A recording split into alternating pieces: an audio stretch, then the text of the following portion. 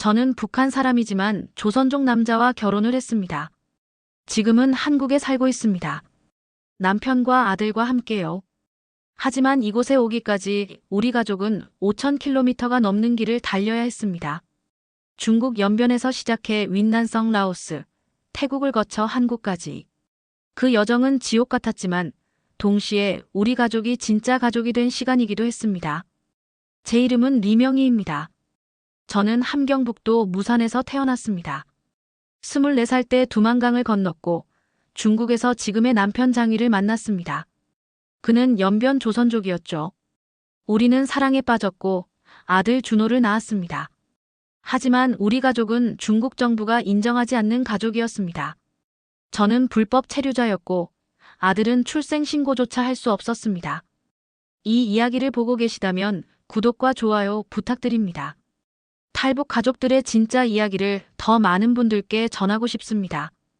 2020년 12월 어느 날 밤 모든 것이 무너졌습니다. 이웃 아주머니가 급하게 문을 두드렸습니다. 명희야, 공안이 이 동네를 단속한대. 탈북자 색출한다고. 빨리 피해. 저는 그 순간 온몸이 얼어붙었습니다. 5살 준호가 제 옆에서 자고 있었고 남편은 아직 일터에서 돌아오지 않았습니다. 창문으로 내다보니 공안 차량 불빛이 보였습니다. 이 동네, 저 동네를 돌며 집집마다 확인하고 있었죠. 저는 준호를 깨웠습니다. 준호야, 조용히 해야 해. 알았지? 아이는 졸린 눈으로 고개를 끄덕였습니다. 전기를 끄고 커튼을 닫고 숨죽이며 기다렸습니다. 심장 소리가 너무 커서 밖에서도 들릴 것 같았습니다. 1시간쯤 지났을까요? 남편이 뒷문으로 조용히 들어왔습니다. 명희야, 심각해. 어제 옆 동네에서 탈북 여성 7명이 잡혔대. 다 북송됐어. 저는 그 말에 무릎이 꺾였습니다. 북송. 그건 죽음과 같은 말이었습니다. 북한으로 돌아가면 저는 정치범 수용소로 갈 것이고 준호는 고아원으로 보내질 것입니다. 남편은 조선족이라 중국에 남겠지만 가족은 영원히 흩어지는 것입니다. 남편이 제 손을 잡았습니다. 명희야, 우리 이제 떠나야 해. 한국으로 가자. 여기서는 더 이상 버틸 수 없어. 저는 알고 있었습니다. 하지만 두려웠습니다. 한국까지 가는 길은 멀고 위험했으니까요. 그리고 무엇보다 준호가 견딜 수 있을지 걱정이었습니다. 남편을 처음 만난 건 2015년 여름이었습니다. 저는 24살 두만강을 막 건넌 직후였죠. 브로커에게 속아 중국 농촌으로 팔려갈 뻔했던 그날, 남편이 저를 구해줬습니다. 당시 저는 절망적이었습니다.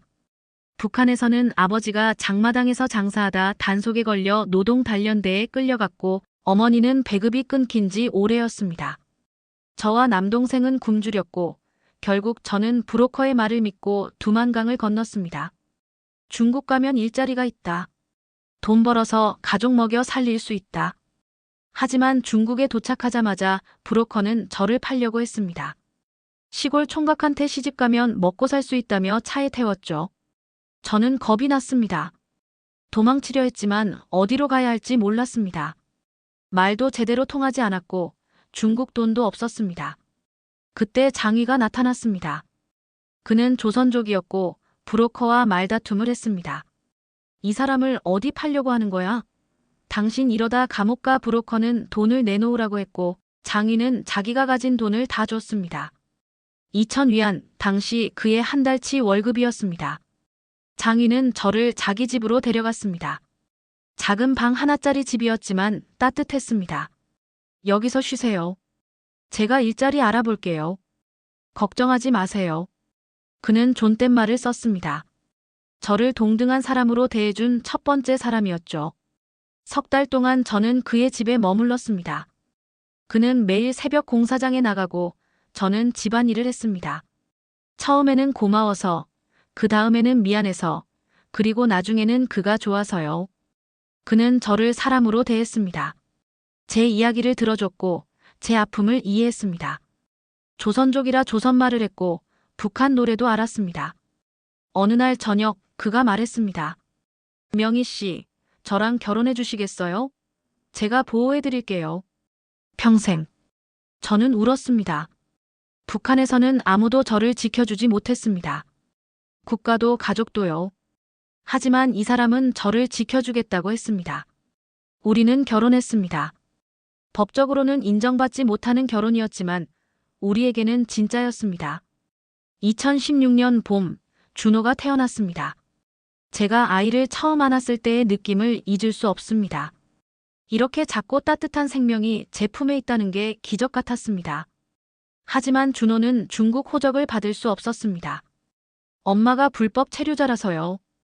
병원도 마음대로 갈 수 없었고 어린이집도 보낼 수 없었습니다. 준호는 존재하지만 존재하지 않는 아이였습니다. 그게 가장 아팠습니다. 제 아이가 당당하게 살 수 없다는 것이요. 연변에서의 5년은 끊임없는 긴장의 연속이었습니다. 저는 낮에는 절대 밖에 나가지 않았습니다. 공안 단속이 무서워서요. 장을 볼 때도 남편과 함께 해가 진 후에만 나갔습니다. 이웃들은 저를 장위의 아내로 알고 있었지만 모두가 제 정체를 짐작하고 있었습니다. 말을 섞지 않고 눈을 마주치지 않았습니다. 준호를 키우는 것은 더 어려웠습니다. 아이가 아파도 큰 병원에 갈 수 없었습니다. 신분증이 없으니까요. 한 번은 준호가 심하게 열이 났습니다. 40도가 넘는 고열이었는데 저는 큰 병원 대신 작은 개인 의원을 찾아다녔습니다. 의사가 물었습니다. 아이 호구는 어디 있어요? 저는 거짓말을 했습니다. 집에 두고 왔어요. 의사는 의심스러운 눈으로 저를 봤지만 다행히 치료는 해줬습니다. 준호는 빨리 자랐습니다. 3살, 4살, 5살. 아이는 밖에 나가고 싶어 했습니다. 다른 아이들처럼 놀이터에서 놀고 싶어 했죠. 하지만 저는 허락할 수 없었습니다. 준호야, 우리는 조심해야 해. 밖에 나가면 안 돼. 아이는 물었습니다. 왜요? 다른 애들은 다 나가는데요. 저는 대답할 수 없었습니다. 남편은 건설 현장에서 일했습니다. 아침 7시에 나가서 밤 8시에 들어왔습니다. 한 달에 5천 위안, 한국 돈으로 약 90만 원 정도였죠. 집세가 2천 위안, 생활비가 2천 위안, 남는 건 거의 없었습니다. 저는 일을 하고 싶었지만 할 수 없었습니다. 밖에 나가는 순간 신분 확인을 요구받을 테니까요. 가장 힘들었던 건 고립이었습니다. 친구도 없고 가족도 없고 사회적 관계도 없었습니다. 저는 그저 남편의 그림자처럼 준호의 엄마로만 존재했습니다. 북한에 두고 온 가족 소식도 알 수 없었습니다. 연락하면 그들이 위험해지니까요. 저는 이 세상에 혼자인 것 같았습니다. 2020년 코로나가 시작되었습니다. 중국 정부는 국경을 봉쇄했고 단속을 강화했습니다. 감염자 추적을 위해 모든 사람의 신분을 확인했죠. 저는 더욱더 집안에 갇혔습니다. 마스크를 쓰고 나가야 하는데 마스크를 사려면 신분증이 필요했습니다. 식료품을 사러 가는 것조차 위험해졌습니다. 어느 날 남편이 말했습니다. 명희야, 우리 언제까지 이렇게 살 거야? 준호는 학교도 못 가고 너는 집에만 갇혀 있고. 이게 삶이야? 저는 대답할 수 없었습니다. 이렇게 사는 것은 사는 게 아니라는 걸 알고 있었으니까요. 우리는 살아 있었지만 살아가고 있지는 않았습니다. 그리고 2020년 12월 공안의 대규모 단속이 시작되었습니다. 우리는 더 이상 선택의 여지가 없었습니다. 떠나거나 잡히거나. 남편은 결심했습니다. 가자, 한국으로. 준호가 당당하게 살 수 있는 곳으로. 2020년 12월 21일 새벽, 우리는 연변을 떠났습니다. 가져갈 수 있는 건 작은 배낭 2개뿐이었습니다. 옷 몇 벌, 준호의 책 1권, 약간의 음식과 물. 남편이 5년 동안 모은 돈 전부를 현금으로 바꿨습니다. 3만 위안, 약 500만 원 정도였죠. 브로커에게 줄 돈이었습니다. 준호는 아직 잠들어 있었습니다. 저는 아이를 조심스럽게 깨웠습니다. 준호야, 우리 여행 가는 거야. 아주 멀리. 조용히 해야 해, 알았지? 아이는 졸린 눈으로 고개를 끄덕였습니다. 5살 아이가 무슨 일이 벌어지는지 알 리 없었지만 저는 최대한 밝게 웃으려 노력했습니다. 새벽 4시, 우리는 집을 나섰습니다. 뒤돌아보지 않았습니다. 뒤돌아보면 주저앉을 것 같았으니까요. 5년을 살았던 집, 준호가 태어난 곳, 우리가 가족이 된 공간. 하지만 그곳은 더 이상 우리의 집이 아니었습니다. 감옥이었죠. 브로커는 연변 외곽에서 우리를 기다리고 있었습니다. 40대 조선족 남자였는데 첫 마디가 이것이었습니다. 돈부터 보자. 남편이 돈을 건넸고 브로커는 세더니 말했습니다. 이건 연변에서 곤면까지만 가능한 금액이야. 거기서 라오스 국경까지는 더 필요해. 최소 2만 위안. 우리에게는 그만한 돈이 없었습니다. 남편이 애원했습니다. 제발 도와주세요. 한국 가면 이래서 다 갚을게요. 브로커는 한참을 생각하더니 한숨을 쉬었습니다. 에휴, 나도 조선족이라 그냥은 못 보겠네. 일단 곤면까지는 데려다 줄게. 거기서 알아서 해. 우리는 그렇게 여정을 시작했습니다. 첫 번째 교통수단은 트럭이었습니다. 화물칸에 숨어 타야 했죠. 추웠습니다. 12월의 동북지방은 영하 20도까지 내려갔습니다. 준호가 떨었고 저는 아이를 꼭 안았습니다. 남편은 우리를 감싸 안았습니다. 우리는 그렇게 서로를 안고 견뎠습니다. 트럭은 이틀 동안 달렸습니다. 중간중간 멈춰 설 때마다 우리는 숨을 죽였습니다. 검문소를 지날 때는 심장이 터질 것 같았습니다. 준호가 울까봐 저는 계속 아이 입에 손을 대고 있었습니다. 쉿, 준호야. 조금만 참아. 곧 도착해. 심양을 거쳐 베이징을 지나 시안을 지나 우리는 남쪽으로 계속 내려갔습니다. 중국의 크기가 이렇게 큰지 처음 알았습니다. 지도로만 보던 나라를 직접 가로지르는 것은 끝없는 여정 같았습니다. 매일이 불안했고 매 순간이 위험했습니다. 길 위에서 우리는 다른 탈북자 가족을 만났습니다. 청진에서 왔다는 30대 부부와 7살 딸. 그들도 같은 길을 가고 있었습니다. 우리는 서로 이름도 묻지 않았습니다. 그저 같은 배에 탄 사람들이라는 것만 알았죠. 그들의 눈빛에서 같은 두려움과 희망을 봤습니다. 곤명에 도착한 건 출발한 지 사흘째 되는 날이었습니다. 윈난성의 주도, 중국 남서부 끝자락. 여기서 라오스 국경까지는 버스로 10시간 거리였습니다. 하지만 가장 위험한 구간이기도 했죠. 소수민족 지역이라 검문이 심했습니다. 브로커는 우리를 허름한 여관에 숨겨놨습니다. 여기서 이틀 기다려. 내가 다음 구간 브로커 구할게. 그 사람한테 돈 줘야 하니까 가진 거 다 준비해. 우리에게 남은 돈은 5천 위안뿐이었습니다. 턱없이 부족했죠. 남편이 결심했습니다. 내가 며칠 일해서 돈 벌게. 곤명의 건설 현장을 돌아다녔고 하루 품삯을 받는 일을 구했습니다. 하루에 200위안. 일주일이면 1,400위안을 벌 수 있었습니다. 우리는 일주일을 더 기다렸습니다. 그 일주일이 지옥이었습니다. 좁은 여관방에 갇혀 지내야 했습니다. 준호는 지쳤습니다. 엄마, 나 밖에 나가고 싶어요. 언제까지 여기 있어야 돼요? 저는 아이에게 거짓말을 했습니다. 조금만 더. 곧 아주 좋은 곳에 가는 거야. 거기 가면 매일 밖에서 놀 수 있어. 일주일 후 새로운 브로커가 왔습니다.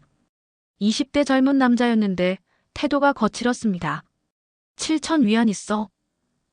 우리는 6,800위안밖에 없었습니다.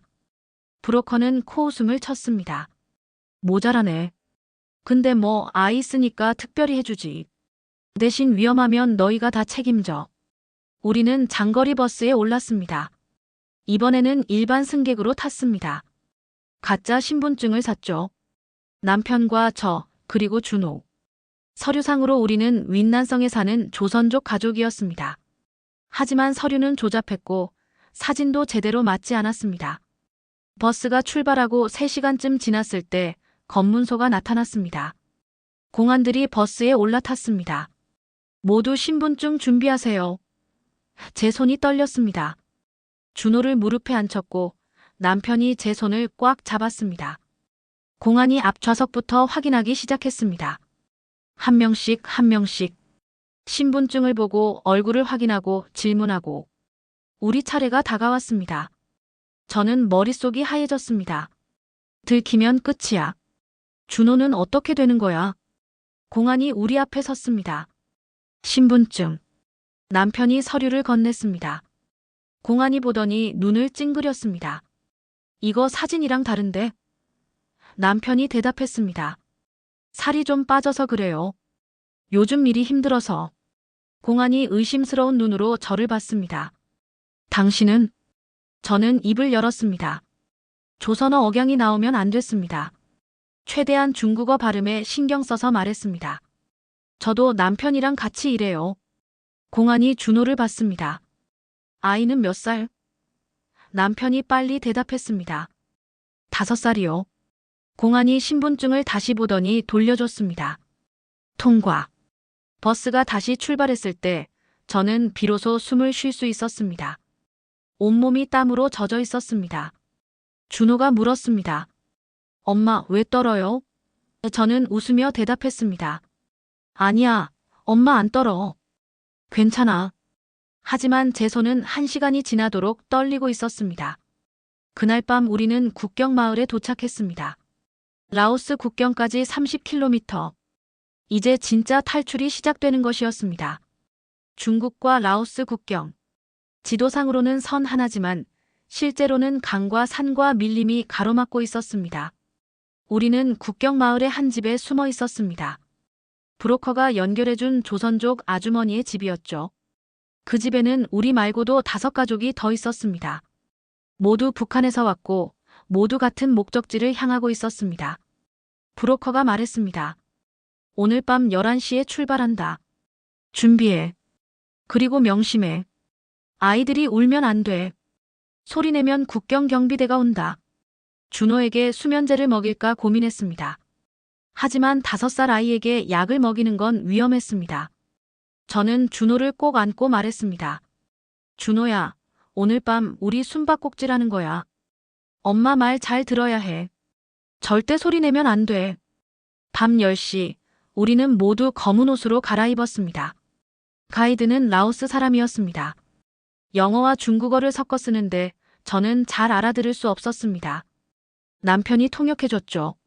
조용히 따라오라고. 불빛 보이면 무조건 엎드리래. 우리는 어둠 속을 걸었습니다. 손전등 하나만 켜고 일렬로 걸었습니다. 앞사람의 등을 보면서요. 산길이었습니다. 가파르고 미끄러웠습니다. 준호는 남편 등에 엎여 있었지만 무서워했습니다. 저는 계속 아이의 손을 잡고 속삭였습니다. 괜찮아, 우리 준호 잘하고 있어. 2시간쯤 걸었을까요? 강소리가 들렸습니다. 메콩강이었습니다. 가이드가 멈춰 섰습니다. 여기서 배 타고 건넌다. 빨리 타. 강가에는 작은 고무보트가 있었습니다. 한 번에 5명씩 탈 수 있는 크기였죠. 우리는 2번째 조였습니다. 보트에 오르는데 준호가 물었습니다. 엄마 무서워요. 저는 아이를 꼭 안았습니다. 괜찮아. 엄마가 있잖아. 하지만 저도 무서웠습니다.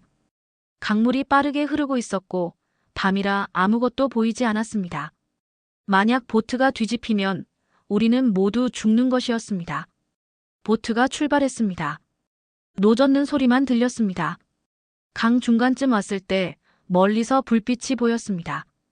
국경 초소의 탐조등이었습니다. 가이드가 속삭였습니다. 다들 엎드려. 움직이지 마. 우리는 보트 바닥에 엎드렸습니다. 준호가 숨을 헐떡였고 저는 아이 입을 살짝 막았습니다. 탐조등이 강물을 훑었습니다. 우리 보트에서 10m 정도 떨어진 곳이었습니다. 심장이 멈출 것 같았습니다. 만약 불빛이 우리를 비추면 총을 쏠 것입니다. 국경 경비대는 경고 없이 쏜다고 들었습니다. 10초, 20초, 30초. 탐조등이 다른 곳으로 옮겨갔습니다. 가이드가 다시 노를 저었습니다. 10분 후 보트가 땅에 닿았습니다. 라오스였습니다. 우리는 중국을 벗어난 것이었습니다. 땅에 발을 디뎠을 때 저는 주저앉았습니다. 다리에 힘이 풀렸습니다. 남편이 저를 일으켰습니다. 명희야, 아직 끝난 게 아니야. 계속 가야 해. 맞았습니다. 이제 시작일 뿐이었습니다. 라오스에서 태국까지, 그리고 태국에서 한국 대사관까지. 아직 갈 길이 멀었습니다. 우리는 다시 걷기 시작했습니다. 라오스 밀림 속으로. 모기가 많았고 덥고 습했습니다. 준호가 힘들어했지만 우리는 쉴 수 없었습니다. 새벽까지 걸어야 안전한 장소에 도착할 수 있었으니까요. 그날 밤 우리는 15km를 걸었습니다. 준호를 번갈아 안고 업고 이끌면서요. 라오스에서 일주일을 숨어 지냈습니다. 작은 마을의 허름한 집이었는데 10가족이 함께 있었습니다. 모두 북한 사람들이었죠. 어떤 사람은 석 달째 여기 있다고 했습니다. 돈이 없어서 다음 단계로 못 가는 것이었습니다. 우리도 거의 바닥이 났습니다. 남은 돈은 1,000위안뿐이었습니다. 남편이 결심했습니다. 내가 이래서 돈 벌게. 여기서 한 달만 있으면 태국 갈 돈 모을 수 있어. 하지만 저는 반대했습니다. 여보, 우리 더 있으면 안 돼. 준호 봐. 아이가 많이 아파. 준호는 라오스에 와서 계속 설사를 했습니다. 물이 안 맞는지 음식이 안 맞는지. 아이는 점점 말라갔습니다. 그때 같은 집에 있던 아주머니가 도와줬습니다. 청진에서 왔다는 40대 여성이었는데 자기 돈 500위안을 저희에게 빌려줬습니다. 나는 혼자라 천천히 가도 돼. 근데 아이 있는 집은 빨리 가야 해. 한국 가서 나중에 갚아. 저는 그 아주머니 손을 잡고 울었습니다. 우리는 라오스 마이너스 태국 국경으로 향했습니다. 이번에는 트럭 화물칸에 숨어 탔습니다. 20명이 넘는 사람들이 비좁은 공간에 갇혀 있었습니다. 숨이 막혔고 더웠고 냄새가 지독했습니다. 준호가 토했지만 어쩔 수 없었습니다. 우리는 견뎌야 했습니다. 6시간 만에 태국 국경에 도착했습니다. 하지만 여기서 문제가 생겼습니다. 태국 경찰이 단속을 강화했다는 것이었습니다. 불법 입국자를 잡으면 감옥에 보낸다고 했죠. 우리는 다시 기다려야 했습니다. 이틀, 사흘, 나흘. 나흘째 되는 날 남편이 결심했습니다. 명희야, 우리 그냥 가자. 대사관으로 직행하자. 여기서 더 기다리면 준호가 못 견딜 거야. 아이는 열이 40도까지 올랐습니다. 약도 없었고 의사도 없었습니다. 우리는 선택해야 했습니다. 안전하게 기다리다가 아이를 잃을 것인가, 아니면 위험을 무릅쓰고 뛸 것인가. 우리는 뛰기로 했습니다. 브로커 없이 혼자서 갔습니다. 택시를 탔습니다. 기사에게 한국 대사관 주소를 보여줬죠. 기사는 의아해했지만 출발했습니다. 방콕까지 800km. 비용은 2,000바트. 우리에게 남은 돈 전부였습니다. 차 안에서 준호가 의식을 잃었습니다. 저는 소리쳤습니다. 빨리요. 제발 빨리. 택시기사가 병원으로 가자고 했지만 우리는 갈 수 없었습니다. 신분이 없었으니까요. 저는 준호를 흔들며 울었습니다. 준호야, 일어나. 조금만 더. 우리 거의 다 왔어. 방콕에 도착한 건 밤 10시였습니다. 하지만 대사관은 문을 닫았습니다. 우리는 대사관 앞에서 밤을 새웠습니다. 준호를 무릎에 눕히고 남편과 저는 번갈아 아이의 이마를 식혔습니다. 가장 긴 밤이었습니다. 다음 날 아침 9시 대사관 문이 열렸습니다. 저는 준호를 안고 뛰어들어갔습니다. 도와주세요. 제발 우리를 도와주세요. 직원이 놀라서 달려왔습니다. 어디서 오셨어요? 남편이 대답했습니다. 북한에서 왔습니다. 아내와 아이를 구해주세요. 그 순간 저는 무너졌습니다. 50일 동안 참았던 모든 것이 터져나왔습니다. 공포, 불안, 절망, 고통. 저는 바닥에 주저앉아 울었습니다. 준호를 안고 울었습니다. 남편이 저를 안았고 우리는 그렇게 셋이서 울었습니다. 우리는 해냈습니다.